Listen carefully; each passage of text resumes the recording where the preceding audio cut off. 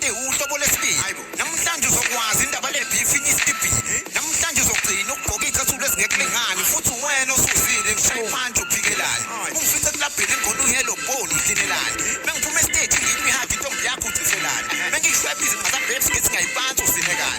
Mengekho okubonayo ukuthi wenzani inyoko ikhenyekane. Ngoba isingenele ey'nqeni nje e-ando ikhiphelane. Ngoba sesibonile ukuthi unetumpa ey'nqeni ifihlelane. Akuseyona intombi yakho sekuyeyami uyithintelane. Angiyithi umanga ukuthi ifune imali kuwena uyinikelane. Lekhetha kuselona le-birthday yakho ulisekelane. Mengithi ngiyuluza kusho ukuthi eyakho luluza uyishiselane.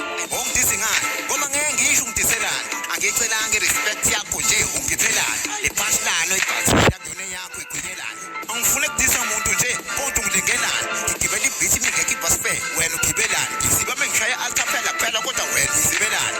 Eyami opportunity yeke intuli ivimbelane. Bengizoyithatha ngibe kubala mina wena ugqibelane. Angithi ubhusisweka phobe kufika mina ugqibelane. Akuyona i-beef chicken ungabuzi ngivelaphi. Shiphi ngiloba ngempeni